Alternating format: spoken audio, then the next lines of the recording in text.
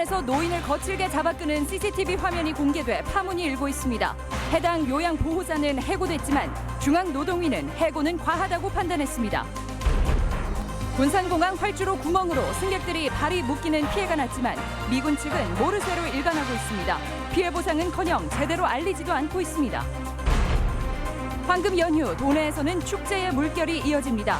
전주국제영화제에 이어 군산의 꽁당보리 축제와 익산에서는 서동축제가 개막합니다. 안녕하십니까. 전주 MBC 뉴스데스크입니다. 지난해 한 요양원이 요양보호사들의 전면 파업으로 업무가 마비됐습니다. 요양사들은 요양원의 노조 와해에 맞선 파업이라는 주장인데요.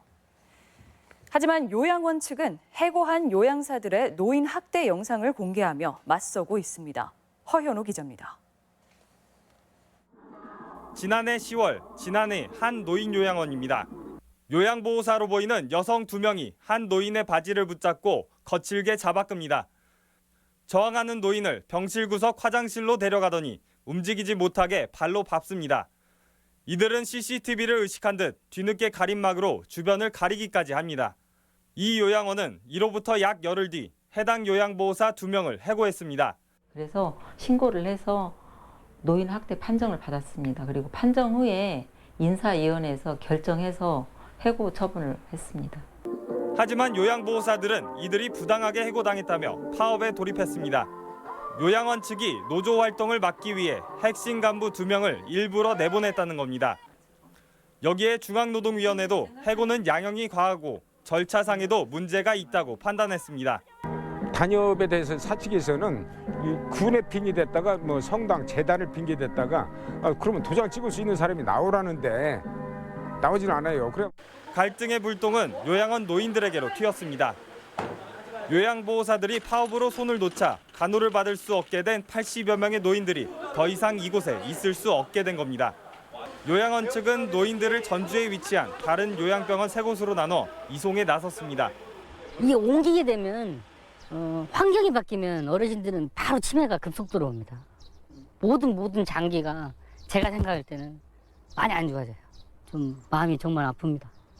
진안군은 노동위 판정을 자세히 검토하고 중재안을 통해 빠른 시일 내에 정상화에 나서기로 했습니다.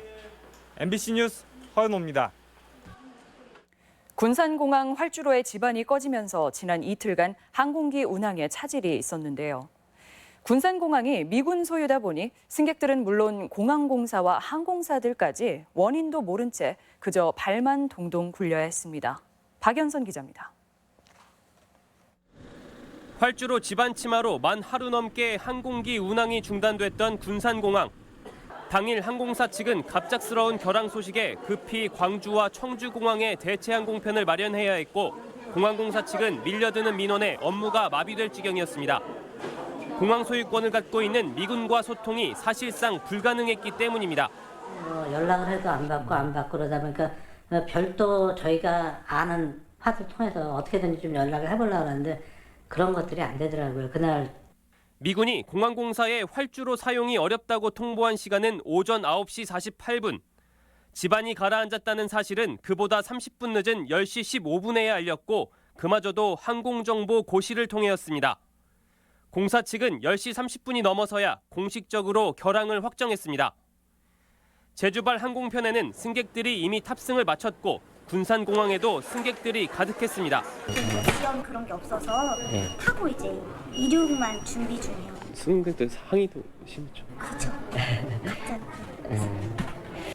해마다 수억 원의 착륙료를 지원해온 전라북도 역시 아무것도 몰랐습니다. 도민 안전과 직결된 문제지만 지반 침하의 원인은 물론 지점까지 통보받은 것이 없습니다. 소파 협정 규정에 의해서 이렇게 하니까 전라북도하고 미군하고의 어떤 커뮤니케이션이 할 수 있는 채널이 공식적으로 있는 것도 아니고. 미군은 뒤늦게 물이 스며 땅이 무너졌다며 관련 사진을 몇 장 공개했지만 정말로 활주로가 이상 없이 안전한지는 누구도 알 수 없는 상황입니다.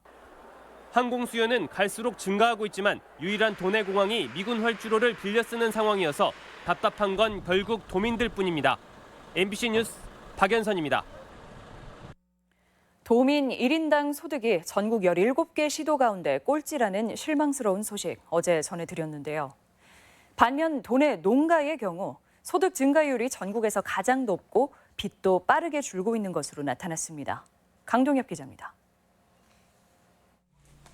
귀농 9년 차로 상추를 키우는 김화신 씨는 요즘 일할 맛이 납니다. 예전에는 널뛰는 농산물 가격 탓에 인건비조차 건지기 힘들었지만 자금 지원을 받고 로컬푸드와 공공급식에 참여하면서 판로가 안정화됐습니다. 연매출이 서너 배 상승하면서 품목 확대와 자동화 시설 전환까지 모색하고 있습니다. 이제 조금 안정적인 게 되다 보니까 이제 나도 조금 땅을 사서 또 하우스를 새로 지어서 내가 뭔가 해볼 수 있겠다라는 희망이 생긴. 도내 농가들의 소득 증가세는 김 씨와 크게 다르지 않습니다. 통계청 발표에 따르면 지난해 도내 농가 소득은 4,500만 원으로 1년 전보다 무려 1,000만 원 가까이 늘었습니다. 9개 광역시도 가운데 상승폭이 가장 큰 데다 소득 순위도 경기와 제주에 이은 3위까지 끌어올렸습니다. 여기에 농가 부채는 가구당 2,500만 원으로 줄면서 순위 역시 7위까지 떨어졌습니다. 그동안 최저 가격을 보장해주고 직거래 유통망을 늘리는 등 전라북도의 농가 소득 늘리기 정책이 어느 정도 효과를 본 것으로 보입니다. 변화한 농업 환경에 맞춰가지고 이런 모든 부분에 대한 지원을 우리 삼락농정 체계를 통해서 적극 지원해 나가도록 하겠습니다. 도내 농가 지표가 긍정적으로 나타나면서 농민수당 도입 등 도가 추진하는 농업 정책에 더욱 힘이 실릴 전망입니다. MBC 뉴스 강동엽입니다. 이번에는 황금 연휴 기간 가볼 만한 곳을 소개합니다. 전주에서는 한지 패션쇼와 비보이 대회가 열리고 각 시군에서도 가족 단위 체험이 가능한 향토색 짙은 축제들이 열립니다. 임홍진 기자가 소개합니다.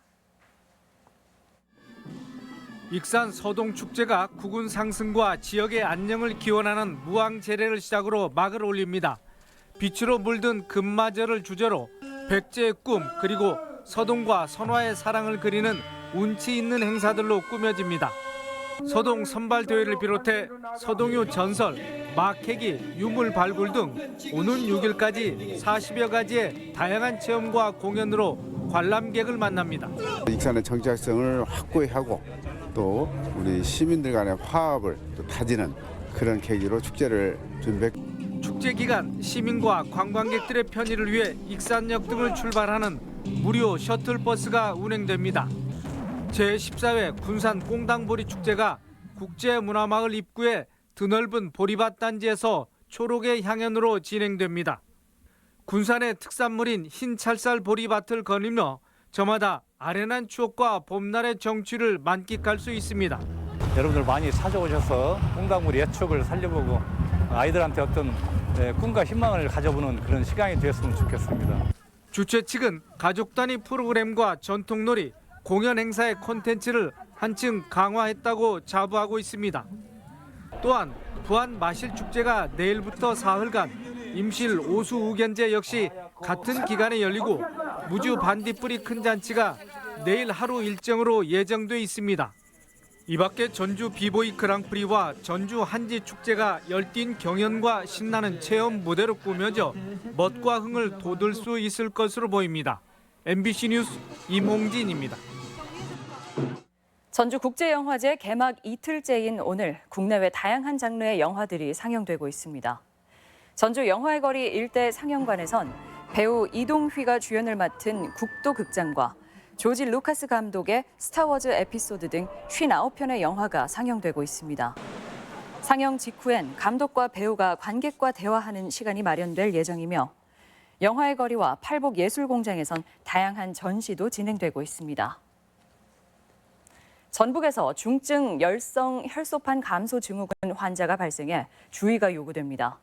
도 보건당국에 따르면 지난달 30일 정읍에 거주하는 80살 양모 씨가 밭일을 하고 발열 증상을 보여 검사한 결과 중증 열성 혈소판 감소 증후군에 감염된 것으로 확인됐습니다. 올해 중증 열성 혈소판 감소 증후군 환자 발생은 도내에서는 처음이며 지난해 6명이 숨진 만큼 야외 활동에 앞서 기피제를 사용하거나 가능한 한 긴 소매 옷을 착용해야 합니다. 광주에서 물세례를 맞은 황교안 자유한국당 대표가 전주에서도 대정부 장외 투쟁을 이어갔습니다. 황교안 대표는 전주역에서 열린 기자회견에서 문재인 정부가 민생을 외면한 채 행정부와 사법부, 입법부를 장악하고 있다며 선거제 개혁과 고위공직자 비리 수사처 설치에 반대했습니다. 광주와 달리 전주는 별다른 충돌은 없었지만 일부 시민들은 자유한국당의 5.18 망언 사죄를 요구하며 피켓 시위를 벌이기도 했습니다. 경찰이 조합원에게 금품을 살포한 의혹을 받는 재개발 사업 조합장에 대해 수사에 나섰습니다. 전북지방경찰청 지능범죄수사대는 오늘 오전 도시 및 주거환경정비법 위반 혐의를 받는 전주의 한 재개발 사업 조합장 55살 고모 씨의 사무실을 압수수색해 하드디스크와 관련 서류 등을 확보했습니다. 고 씨는 직전 조합장을 해임하려 조합원들에게 해임 동의서를 받는 대가로 금품을 건넨 혐의를 받고 있습니다. 오늘의 간추린 뉴스입니다. 전북 출신 법조인을 기리는 공원이 조성됩니다. 전주시는 2023년까지 현 전주지검과 법원 부지를 한국 사회에 큰 영향을 미친 고 김병로, 최대교 선생 등을 기리는 공원으로 조성하겠다고 밝혔습니다. 전국지방분권협의회 회의가 전북에서 열렸습니다. 회의에는 자치분권위원회 김순은 부위원장 등 20여 명이 참석해 정부의 자치분권 시행계획과 시도별 대응 전략을 논의했습니다. 주거 취약계층을 위한 전주형 사회주택이 공급됩니다. 전주시는 올 하반기까지 청년과 노인을 위해 임대료가 시세의 80%로 저렴한 전주형 사회주택 24가구를 공급할 계획입니다. 군산시 도시기본계획에 시민계획단을 모집합니다. 군산시는 2040년에 도시기본계획 수립을 위해 용역에 착수한 가운데 60명의 시민계획단을 모집해 시민 의견을 수렴하기로 했습니다. 간추린 소식이었습니다. 새만금 신항만 개발 사업 비리 의혹에 경찰이 고용노동부 직원의 개입 정황을 포착하고 수사에 속도를 내고 있습니다. 전북경찰청 지능범죄수사대는 군산노동청 근로감독이 과정에 관여한 것으로 보고 있습니다. 전북권 뉴스였습니다.